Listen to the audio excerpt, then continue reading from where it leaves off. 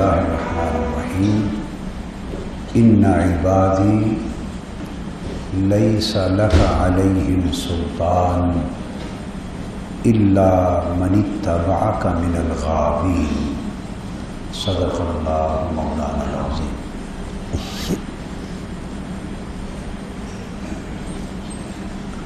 معزز خواتین و حضرات اور سالکین و سالکات،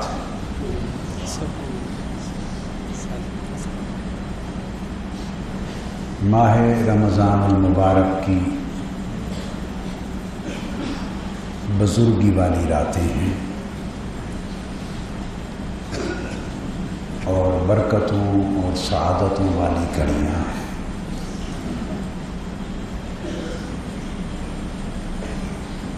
آج کی مجلس کے لیے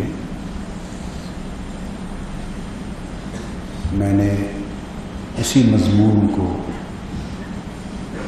جو پچھلے ماہ ہفتہ کی شب بیداری کی مجلس میں بیان کیا تھا، جہاں چھوڑا تھا اس سے آگے شروع کر رہا ہوں۔ اور یہ ایک سبق ہے، یہ ایک جو تسلسل سے چلتا رہے گا اس ماہانہ شب بیداری انشاءاللہ تعالی۔ اللہ رب العزت نے اس آیہ کریمہ میں ارشاد فرمایا، اور یہ ارشاد شیطان کو دیا گیا جواب ہے جب اس نے اللہ کی بارگاہ میں کہا تھا کہ میں تیرے سب بندوں کو گمراہ کروں گا۔ اس کے جواب میں اللہ پاک نے فرمایا تھا کہ اے شیطان، میرے بندوں پر تیرا سلطان نہیں ہوگا۔ فرمایا اے شیطان، میرے بندوں پر تیرا سلطان نہیں ہوگا، یعنی میرے بندوں پر تیری سلطنت نہیں ہوگی۔ تیری سلطنت کیوں؟ وہ میری سلطنت میں رہتے ہیں۔ میرے بندے بولیے نا، میری سلطنت میں رہتے ہیں۔ یوں تو ہم سارے ہی کہتے ہیں نا کہ اللہ کی حکومت، اللہ کی سلطنت، کہنا اور بات ہے اور ہونا اور بات ہے۔ اور کتنے ہمارے لیے فخر کی، مباحات کی، تشکر کی بات ہے کہ اللہ پاک نے اپنی زبان مبارک سے کہا ان عبادی، کہ تمہیں کیا پتہ شیطان، تو ایسے ہی کہہ رہا ہے کہ میں تیرے سارے بندوں کو گمراہ کر دوں گا، تمہیں کیا خبر؟ قربان جائیں، وہ خود فرما رہا ان عبادی، جو میرے ہو جائیں گے، جو میرے بندے ہوں گے، ان پر تیری سلطنت نہیں ہوگی، تیرا بس نہیں چلے گا۔ کیوں؟ وہ میری سلطنت میں رہتے ہیں، وہ میری رعایا بن گئے۔ سبحان اللہ، کیا میری رعایا بن گئے؟ اور وجہ اس کی کیا ہے؟ دراصل جو اللہ کی سلطنت میں رہتے ہیں اور اللہ کی رعایا، ویسے تو ہر کوئی اللہ کی رعایا ہے، اس سے خارج تو ہے ہی نہیں، مگر کچھ باغی رعایا ہے، نافرمان بندے ہیں، باغی بندے ہیں، اور کچھ وہ ہیں جو واقعتاً اللہ کی سلطنت میں ہیں۔ اور اللہ کی سلطنت میں ہونے کا مطلب کیا ہے؟ ارشاد فرمایا کہ یہ وہ لوگ ہیں جنہوں نے اپنا آپ میرے ہاں بیچ دیا ہے،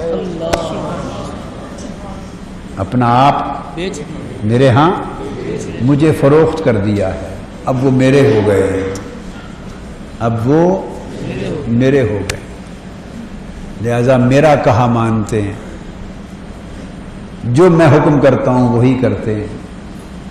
تو انہوں نے اپنی زندگیوں کا، جینے کا، مرنے کا، پسند کا، ناپسند کا، زندگی کے ایک ایک سانس کا سودا میرے ساتھ کر لیا ہے، سو وہ میرے بندے ہو گئے، اور ان پر تیرا بس نہیں چلے گا، بس صرف ان پر تیرا بس چلے گا جو گمراہ ہو کر تیرے پیروکار بن گئے۔ گمراہ بن کر تیرے پیروکار ہو گئے، ان پر تیرا بس چلے گا۔ تو اللہ پاک نے اپنے بندوں کو شیطان کے حملے سے بچا لیا۔ اب یہ بات شروع کی تھی کہ اللہ کے بندے کیسے بنے، یہ ایک سفر ہے، بولیے یہ ایک سفر ہے۔ اور میں نے کہا تھا سفر کو سلوک کہتے ہیں اور مسافر کو سالک کہتے ہیں۔ تو آپ نے کہا کہ ہم یہ سفر شروع کرنا چاہتے ہیں، کہا یا نہیں کہا؟ قائم ہیں اس پر؟ آپ نے کہا ہم یہ سفر شروع کرنا چاہتے ہیں، تو میں نے کہا اگر آپ نے یہ سفر شروع کرنے کا ارادہ کر لیا ہے تو بس پھر آپ سالک ہو گئے۔ تو مسافر سالک ہوتا ہے، لہذا اس کے لیے 5 شرائط ہیں۔ پچھلی بات یہیں تک کی تھی نا، مسافر بننا ہے، بس میرا خیال ہے پورا خطاب اسی بات پر تھا کہ مسافری میں جانا ہے، قیام چھوڑ کر مسافر بننا ہے، مقیم نہیں رہنا، بولیے نا، مسافر بننا ہے، یہ بات کی تھی۔ تو جب کوئی مسافر ہوتا ہے تو وہ تیاری کرتا ہے، تو اس تیاری میں 5 شرطیں ہیں۔ کتنی؟ 5 شرطیں۔ پہلی شرط یہ کہ سفر لمبا ہو تو اکیلے نہیں کٹتا۔ آج پہلی شرط کی بات کریں گے۔ کیا؟ پہلی شرط کی بات کریں گے، سفر لمبا ہو تو اکیلے نہیں کٹتا، سنگت ہو تو اچھا کٹ جاتا ہے۔ سنگت ہو تو اچھا کٹ جاتا ہے۔ تو مسافر اگر چاہے کہ میں اپنا سفر بغیر وحشت کے، بغیر لٹنے کے، سکون سے منزل تک پہنچ جاؤں تو اچھی سنگت تلاش کرتا ہے مسافر۔ اچھی بولیے، سنگت تلاش کرتا ہے۔ اس سنگت کو صحبت و ارشاد کہتے ہیں، صحبت کہتے ہیں، سنگت کہتے ہیں، رفاقت کہتے ہیں۔ کیا کہتے ہیں؟ صحبت کہتے ہیں، سنگت کہتے ہیں، کیا؟ رفاقت کہتے ہیں۔ شرطیں 5 ہیں۔ ایک شرط تو میں نے بتایا کہ وہ چاہتا ہے کہ صحبت اور سنگت اچھی ملے۔ دوسری شرط وہ چاہتا ہے کہ سفر پہ جا رہے ہیں تو زاد سفر بھی ساتھ ہو، کھانا پینا، بستر، بوریا، ضروریات ساتھ ہوں، اس کو زاد سفر کہتے ہیں۔ تو مسافر کو، سالک کو زاد سفر بھی چاہیے، سفر کا سامان بھی چاہیے۔ دوسری شرط تو کچھ سامان بھی ہوگا۔ تیسری شرط ہوتی ہے کہ اس سفر میں کوئی سواری بھی چاہیے، لمبا سفر ہے تو کوئی سواری بھی چاہیے، تو سفر کی سواری کا بندوبست بھی کرنا ہے۔ اور چوتھا یہ ہے کہ کبھی ایسا ہوتا ہے کہ راستے میں ڈاکو پڑ جاتے ہیں، چور ہوتے ہیں، حملہ کرتے ہیں، جانور ہوتے ہیں، بھیڑیے ہوتے ہیں، تو 100 خطرات ہوتے ہیں۔ سو بچاؤ کے لیے اسلحہ اور ڈھال بھی چاہیے، بچاؤ کے لیے اسلحہ اور ڈھال بھی چاہیے جس سے حفاظت ہوتی رہے۔ تو بس میں نے 2 چیزوں کو ملا کے 1 کر دیا اور 4 بنا دیے اصول۔ 2 کو ملا کر 1 کیا، وہ مضمون ملتے تھے تو 4 شرائط بنا دی۔ تو 4 میں سے آج صرف پہلی شرط پر مختصر بات کریں گے۔ اب دہرا دیں ذرا کہ آپ مسافر بنے ہیں تو کتنی چیزوں کی ضرورت ہے؟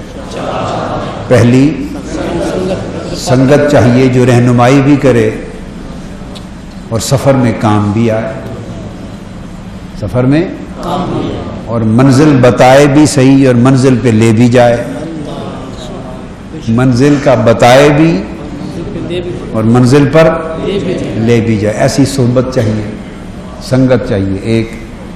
دوسرا زاد سفر، سامان سفر چاہیے، تیسری شرط سواری چاہیے، چاہیے کہ نہیں چاہیے۔ چوتھی اسلحہ اور حفاظت کے لیے ڈھال چاہیے، حفاظت کے لیے ڈھال چاہیے۔ وہ یہ 4 شرطیں، اب 4 چیزیں پوری کر لیں تو انشاءاللہ آپ کا سفر کامیاب ہوگا اور آپ منزل پہ پہنچ جائیں، منزل پر پہنچ جائیں۔ تو پہلی جس کو میں نے ذکر کیا سنگت، سنگت صحبت رفاقت۔ اب اس کے لیے پوچھتے ہیں کہ وہ ایسی سنگت صحبت رفاقت کیسی ہو؟ سنگت اور صحبت کام آتی ہے، سنگت اور صحبت کام آتی ہے۔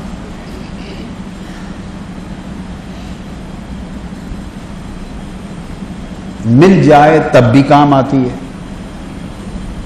نہ ملے تو اس کی طرف جانے کا ارادہ کر کے چل پڑو تب بھی کام آتی ہے، تب بھی کام آتی ہے۔ یہ بخاری شریف میں، مسلم شریف میں حدیث ہے۔ ایک شخص تھا تو اس سے 99 قتل ہو گئے۔ کتنے قتل ہو گئے؟ 99 قتل ہو گئے۔ تو وہ کسی عالم کے پاس گیا اور اس سے جا کے پوچھا کہ 100 قتل کر بیٹھا ہوں، توبہ کی کوئی صورت ہے؟ اس نے کہا ہاں ہے۔ اس نے کہا کیسے؟ اس نے کہا وہ یہاں نہیں ہوگی، اب اس گاؤں میں چلے جاؤ، اس گاؤں میں اچھی سنگتیں ہیں، وہاں کچھ اللہ والے رہتے تھے، وہاں کچھ اللہ اللہ والے رہتے تھے، اہل اللہ رہتے تھے۔ اور حدیث پاک میں یہ فرمایا گیا کہ وہ صالح لوگ رہتے تھے، اور ایک حدیث کے لفظ ہیں القریۃ الصالحہ، اللہ والوں کا گاؤں۔ کیا؟ اللہ والوں کا گاؤں، اللہ والوں کا گاؤں تھا، اللہ والے رہتے تھے۔ سنگت کی بات کر رہا ہوں نا، اللہ والوں کی سنگت، نیک سنگت، صالحین کی سنگت۔ تو اس نے کہا کہ ان کے پاس چلے جاؤ، وہ اللہ کی عبادت کرتے رہتے ہیں۔ عبادت تو دیکھو نا، بندہ ہر جگہ اللہ موجود ہے۔ نحن اقرب الیہ من حبل الورید، ہم تمہاری شاہ رگ سے بھی قریب ہیں۔ اینما تولوا فثم وجہ اللہ، جدھر چہرہ کرو ادھر، جدھر ہی پھر منہ کرو ادھر اللہ کا چہرہ، اللہ کا جلوہ ہے۔ قل للہ المشرق والمغرب، مشرق مغرب سب سمتیں اللہ کی۔ تو اللہ کے لیے تو کوئی نہ یہاں ہے نہ وہاں ہے، سب جہاں سب مکان اللہ کے ہیں، اور ہر جہاں ہر مقام میں اللہ ہے۔ تو توبہ تو وہاں بھی کر سکتا ہے، عبادت بھی کر سکتا ہے، مگر راستہ کیا دکھایا؟ حضور صلی اللہ علیہ وآلہ وسلم امت کو بتا رہے ہیں، آقا علیہ السلام یہ واقعہ امت کو سنا رہے ہیں اور امت کو راستہ دکھا رہے ہیں۔ توبہ تو اللہ کی حضور کرنی ہے، عبادت بھی اللہ کی کرنی ہے، معافی بھی اللہ سے مانگنی ہے، مگر فرمایا نہیں، اب اس سنگت میں جاؤ۔ کیا؟ اس سنگت میں جاؤ، اس صحبت میں جاؤ، اور ان کے ساتھ، ان کی سنگت میں جا کر، ان کے ساتھ مل کر اللہ کی عبادت کرنا اور توبہ کرنا، ان کی مجلس میں توبہ کرنا، ان کی سنگت میں توبہ کرنا، اللہ معاف کر دے گا۔ تو وہ چل پڑا۔ تو حدیث پاک میں آتا ہے کہ جب وہ چل پڑا تو رستے میں اس کی موت واقع ہو گئی، وہاں ابھی پہنچا نہیں تھا، بس اس سنگت کے لیے چل پڑا، رستے میں موت واقع ہو گئی۔ اب جنت اور دوزخ کے دونوں فرشتے آ پہنچے۔ دوزخ کا فرشتہ کہے کہ اس نے 100 قتل کیے ہیں، یہ دوزخ کا حقدار ہے، میں لے جاؤں گا۔ جنت کا فرشتہ کہے نہیں، اللہ والوں کی طرف ان کی سنگت میں زندگی گزارنے کے لیے چل پڑا ہے، تو اب یہ جنت کا حقدار میں لے جاؤں گا۔ تو فرشتوں میں تکرار ہو گیا۔ اللہ پاک نے ایک اور فرشتہ انسانی شکل میں، انسانی صورت میں بھیجا، اور اسے فرمایا کہ تم ان کا جج بن جاؤ، منصف بن جاؤ، تو وہ ثالث بن گیا وہ فرشتہ۔ دونوں نے اس فرشتے کے سامنے مسئلہ رکھا، اس نے کہا ایسا کر لیں کہ دونوں طرف کا فاصلہ ناپ لو، اس جگہ سے اگر تو اس کے اپنے گھر اور اپنے گاؤں کا فاصلہ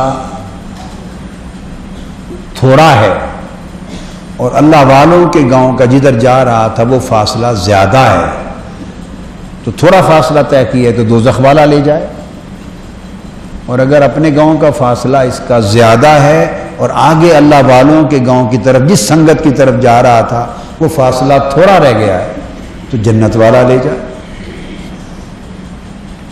اب اسی مضمون کو بیان کیا گیا حدیث میں، ایک اور روایت میں، تو حدیث پاک میں، وہ بھی حدیث پاک میں، بخاری شریف میں، تو اس کو وہ فرشتے ناپنے لگ گئے، تو اللہ پاک نے زمین کو حکم دیا کہ وہ جو حصہ اللہ والوں کے گاؤں کی طرف تھا اس کو حکم دیا زمین کو کہ تو سکر جا اور فاصلہ کم کر دے، اور جو گاؤں اس کا اپنے گھر کی طرف زمین کا حصہ تھا اسے حکم دیا کہ تو پھیل جا اور فاصلہ زیادہ کر دے۔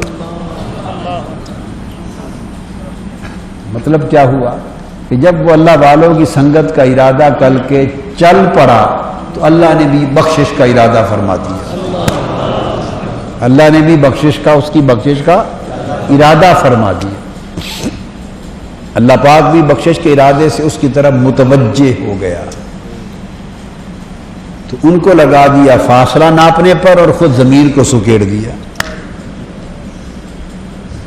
جب فاصلہ ناپا تو ادھر اللہ والوں کے گاؤں کی طرف کم تھا، جنت والا فرشتہ لے گیا۔ اب یہ جو امت کو بات بتائی ہے تو 100 قتل کرنے کے لیے تو نہیں بتائی، آقا علیہ الصلوۃ والسلام نے جو واقعہ سنایا، واقعہ تو اس لیے سنانا پڑا کہ وہ 100 قتل کرنے کا واقعہ تھا، اب اس کو تو کم زیادہ نہیں کیا جا سکتا تھا نا، مگر سنانے کا مقصد کیا ہے؟ وہ 100 قتل سنانا نہیں، سنانے کا مقصد یہ ہے کہ اتنا بڑا گناہگار تھا، وہ بھی اللہ والوں کی سنگت کے لیے چل پڑا تو اللہ نے اس کی بھی بخشش کر دی۔ تو سنگت بڑی شے ہے، بولیے سنگت بڑی شے ہے، بڑی شے ہے۔ اللہ پاک نے سورہ فاتحہ میں فرمایا ہے، فرمایا دعا کرو اللہ سے، مجھ سے دعا کیا کرو ہدایت کی، اہدنا الصراط المستقیم، اے اللہ ہمیں سیدھی راہ دکھا، ہدایت عطا کر، صراط مستقیم عطا کر، سیدھی راہ دکھا۔ اور پھر بندوں نے پوچھا باری تعالیٰ تیری سیدھی راہ ہے کیا؟ سیدھی راہ ہے کیا؟ تو فرما سکتا تھا نا کہ سیدھی راہ وہی ہے جو قرآن میں ہے، سیدھی راہ وہی ہے جو نبی صلی اللہ علیہ وسلم کی سنت میں ہے، سیدھی راہ وہی ہے جو میرے حکم کی اطاعت میں ہے، میری بندگی اور حضور کی اتباع میں ہے، فرما سکتا، مگر نہیں فرمایا، ایسا نہیں فرمایا، فرمایا صراط الذین انعمت علیہم، سیدھی راہ پوچھتے ہو وہ میرے انعام یافتہ بندوں کی سنگت میں، جن پر میں نے انعام فرمایا ان کی سنگت سیدھی راہ، ان کی سنگت سیدھی راہ، سیدھی راہ کون سی ہے؟ وہ راہ جن پر میرے انعام یافتہ بندے چلتے ہیں۔ تو انعام یافتہ بندے تو وہ ہیں جن پر میں نے انعام کیا، تو تم کیا کرو؟ تم اگر اس راستے پر چلنا چاہتے ہو تو ان کی سنگت میں آ جاؤ، ان کی سنگت میں آ جاؤ، ان کی معیت میں آ جاؤ، ان کی صحبت میں آ جاؤ، ان کی مجلس میں آ جاؤ، ان کی مجلس میں آ جاؤ۔ تو جب تمہیں ان کی سنگت اور ان کی مجلس نصیب ہو جائے گی تو پھر کیا ہوگا کہ وہ جو بندے ہیں میرے، ان کے لیے میں نے اعلان کر دیا ہے کہ شیطان کا قابو ان پر نہیں چل سکتا، کیوں کہ وہ میری سلطنت میں رہتے ہیں، اور جب تم ان کی سنگت میں آ جاؤ گے تو تمہاری بھی اسی طرح حفاظت آ جائے گی، تم پر بھی میری حفاظت کی چادر آ جائے گی۔ یہ تو نہیں ہو سکتا نا کہ جب میں ان کی حفاظت کے لیے انہیں چننے لگوں تو جو ان کی سنگت میں ساتھ بیٹھے ہیں تو کہوں کہ بس صرف تم آ جاؤ اور ان کو بھگا دو، ان کو چن لوں اور جو ان کی سنگت پکڑ کے آئے ہوئے ہیں ان کی صحبت میں ان کو چھوڑ دوں اور ان کو چن لوں. ایسا تو میں بھی نہیں کروں گا، ایسا تو میں بھی نہیں کروں گا اور جو میرے بندے ہیں وہ بھی نہیں کرنے دیں گے. فرمایا میں بھی نہیں کروں گا کہ میں نے ہی تو راہ دکھائی ہے کہ میرے بندوں کی سنگت میں جایا کرو. کونوا مع الصادقین، سچوں کی معیت میں رہا کرو. جو سچے ہیں نا صدق والے ان کی معیت ان کی سنگت میں رہا کرو. تو اللہ پاک نے فرمایا یہ کیسے ہو سکتا ہے کہ ایک طرف میں لوگوں سے کہوں کہ میرے سچے بندوں کی سنگت میں رہا کرو اور جب ان وقت آئے تو سچے بندوں کو لے لوں اور سنگت والوں کو چھوڑ دوں. تو یہ تضاد میرے عمل میں تو نہیں. میں نے تو کہا کہ ان کی سنگت میں جاؤ اور اگر سنگت میں گئے تو ان کو چھوڑ دوں تو پھر سنگت کا مقصد کیا ہوا؟ میں نے تو کہا میرے انعام یافتہ بندے ہیں ان کے پیچھے پیچھے چلو. میں نے تو کہا وَاصْبِرْ نَفْسَكَ مَعَ الَّذِينَ يَدْعُونَ رَبَّهُمْ بِالْغَدَاةِ وَالْعَشِيِّ يُرِيدُونَ وَجْهَهُ کہ اپنی جانوں کو میرے جو لوگ ہر وقت میرے ذکر اور میری یاد میں رہتے ہیں ان کی وَاصْبِرْ نَفْسَكَ مَعَ الَّذِينَ ان کی معیت اور سنگت میں اپنے آپ کو جما کے رکھا کرو. ان کی سنگت اور معیت میں اپنے آپ کو جما کے لفظ بولا اللہ پاک نے وَاصْبِرْ نَفْسَكَ مَعَ الَّذِينَ. وَاصْبِرْ صبر کا لفظ بولا. کیا صبر کا لفظ بولا. اس سے دو اشارے ہیں. اس میں کتنے اشارے ہیں؟ دو اشارے ہیں کہ اللہ والوں کی سنگت میں رہنا اتنا آسان کام بھی نہیں ہے.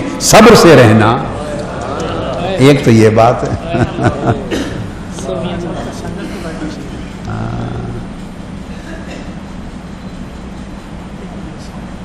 یہ جو سنگت کی بات کر رہا ہوں نا سنگت کی، ہاں تو یہ ذرا سنگت والا شعر میاں محمد بخش صاحب کا سنا دیں نا ذرا. ہاں اس طرح ادھر ہی نیچے بیٹھ کے سنا دیں. ہاں تھوڑا نیچے بیٹھ جائے نا.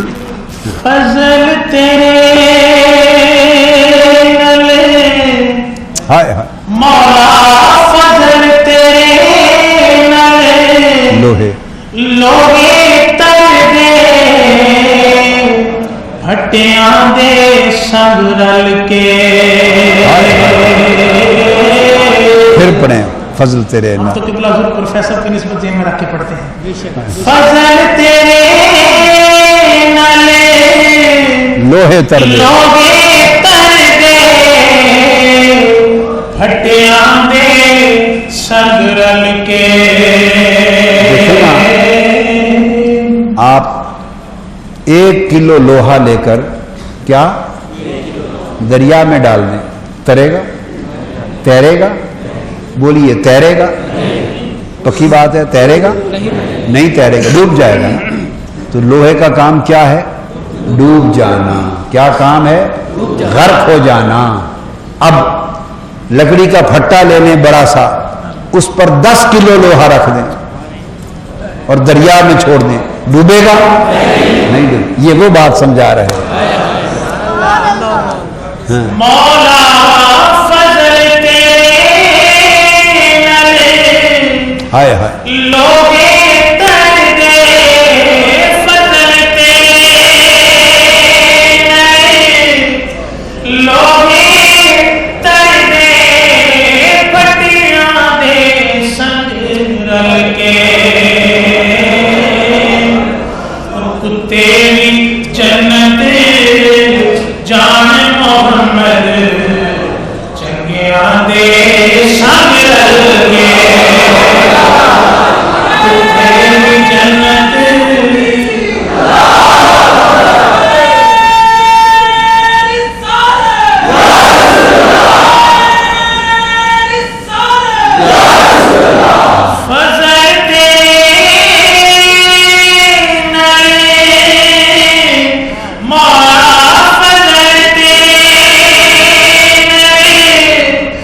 لوہے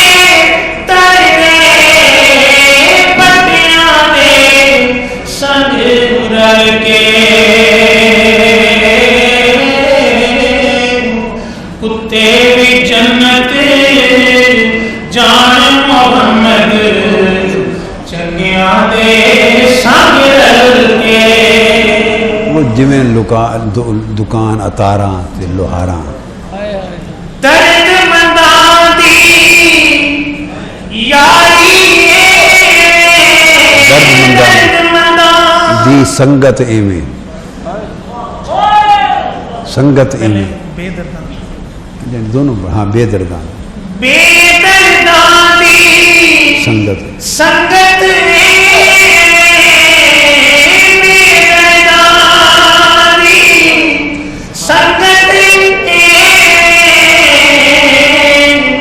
جویں دکان لوہاراں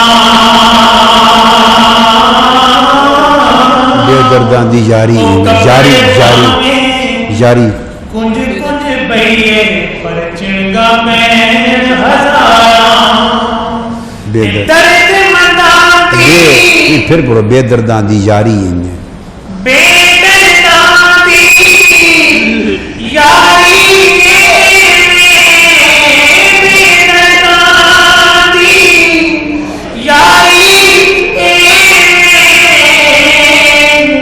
جی دکان لوہاراں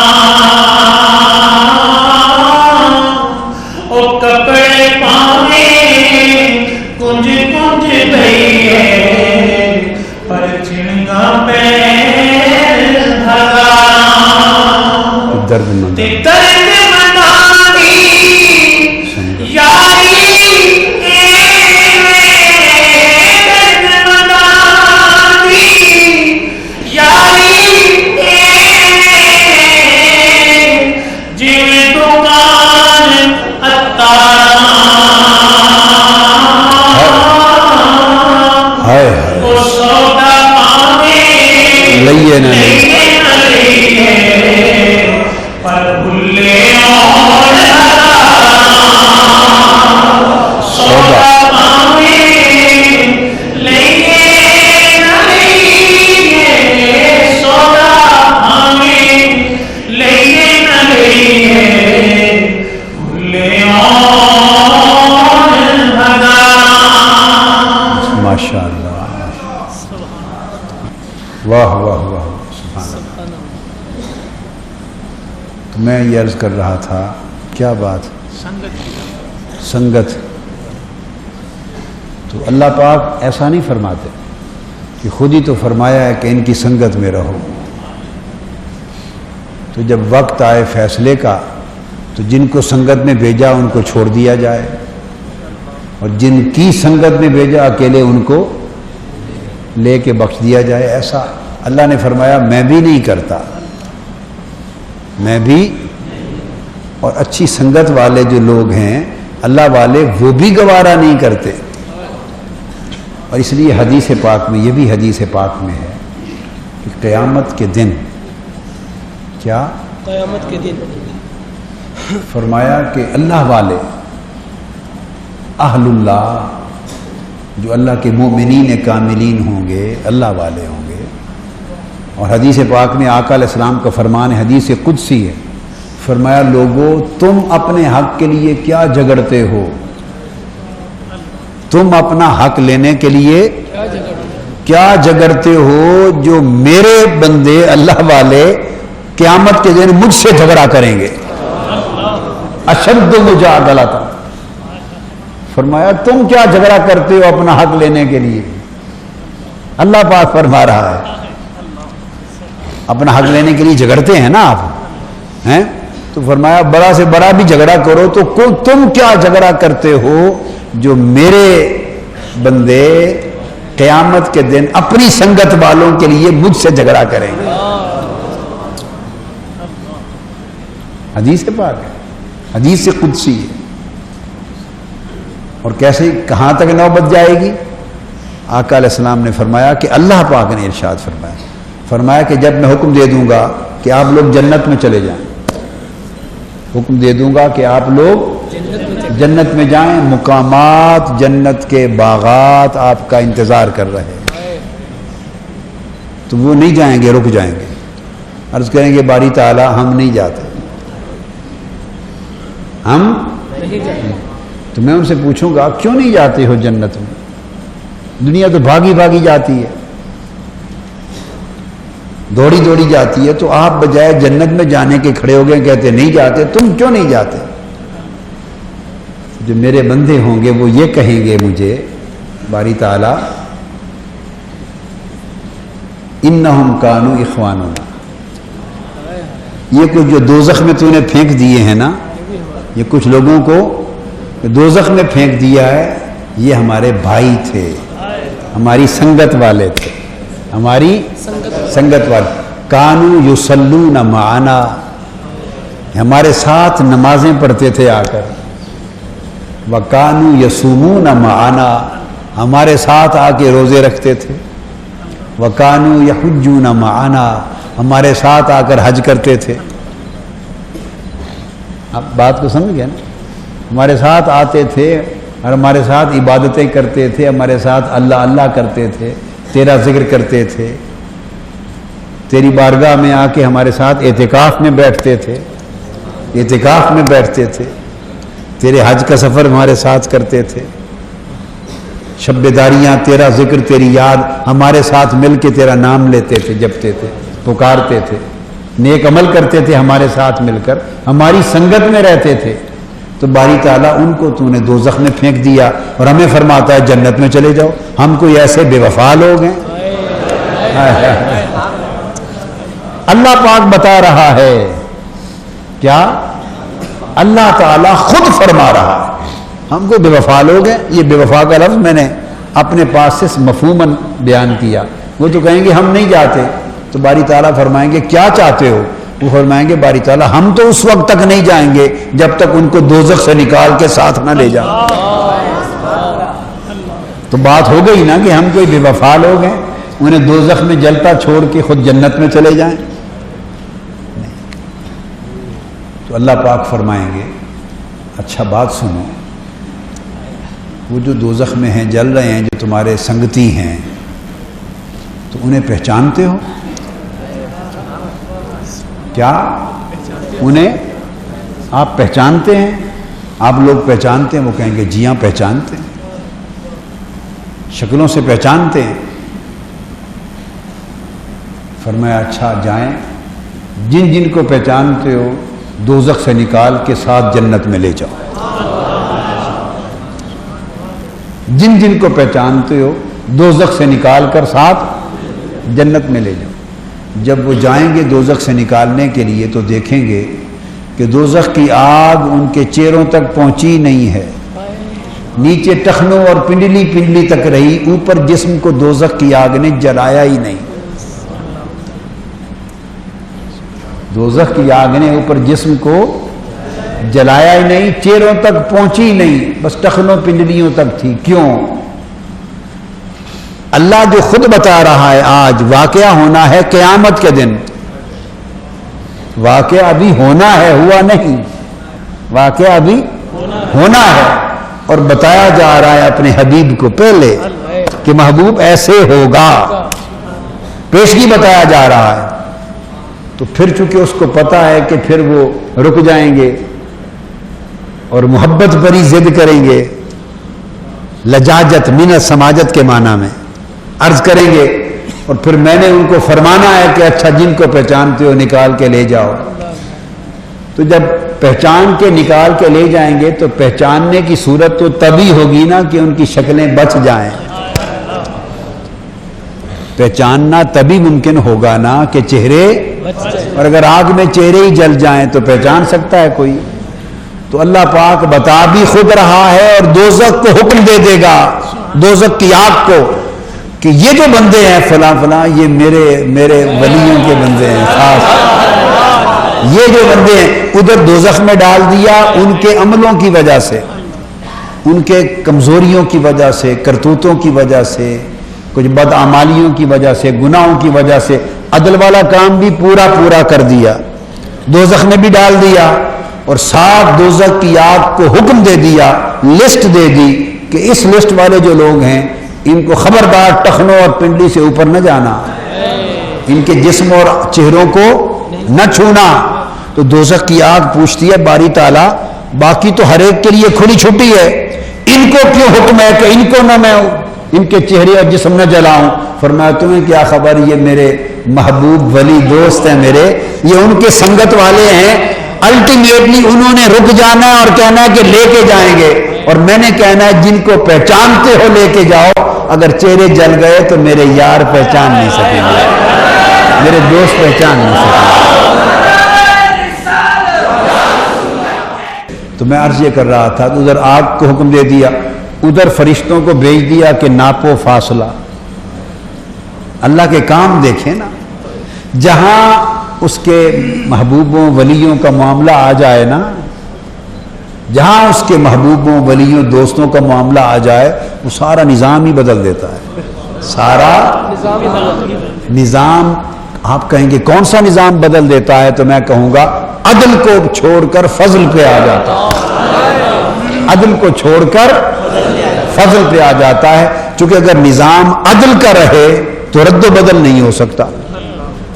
اگر نظام عدل کا رہے تو رد و بدل نہیں ہو سکتا. اللہ تو قادر ہے، لیکن نظام میں عدل جو ہے اس میں رد و بدل نہیں ہوتا. تو پھر وہ جب اللہ کے محبوبوں دوستوں ولیوں کا معاملہ آ جائے تو سوئچ چینج کر کے فضل پہ لے آتا ہے. چینل عدل والا اسٹیشن چھوڑ کر فضل والا اسٹیشن آن کر دیتا ہے. اب فضل میں کسی کا حق ہی نہیں ہے، کوئی چون و چرا ہی نہیں کر سکتا، کوئی پوچھ نہیں کر سکتا کہ یہ کیوں کیا. بھئی یہ تو فضل ہے، میری مرضی. کیوں کیا؟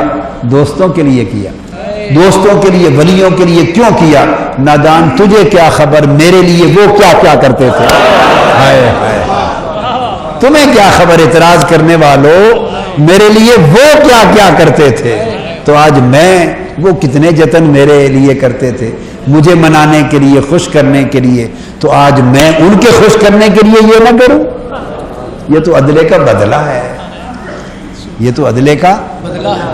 تو وہ جائیں گے، اور حدیث پاک میں ہے کہ وہ ان کو دوزخ سے نکال کر جنت میں ساتھ لے جائیں.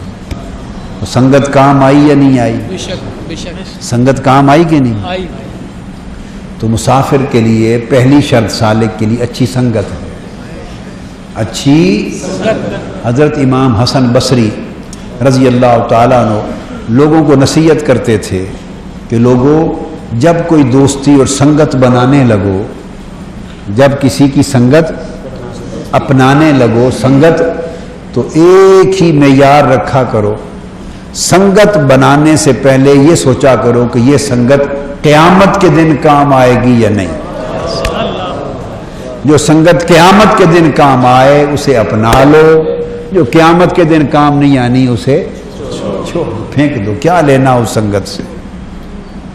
اس سنگت سے کیا دینا؟ کیا کہ قیامت کا دن کام آئے. اور قیامت کا دن وہ ہے کہ ماں باپ بھی واقف نہیں بنیں گے. کیا؟ ماں باپ بھی واقف نہیں بنیں گے، بھائی بہن واقف نہیں بنیں گے. بلکہ یہ تو ہر کوئی جانتا ہے. اس سے ایک اگلی بات بتا دوں، اس سے ایک اگلی بات بتا دوں. قیامت کا دن وہ عالم ہے، وہ دن ہوگا کہ قرآن مجید میں ہے کہ جب دوزخ کے فیصلے ہو جائیں گے نا، تو کچھ لوگ یہ کہیں گے کہ کاش، باری تعالیٰ یہ کہیں گے کہ مجھے دوزخ کی آگ میں اتنی بھڑکتی ہوئی آگ ہوگی، بھڑکتی ہوئی آگ دیکھ کر کہیں گے کہ مجھے دوزخ کی آگ سے بچا لے، میری جگہ بے شک میرا بیٹا لے لے. قرآن مجید میں، قرآن مجید میں ہے.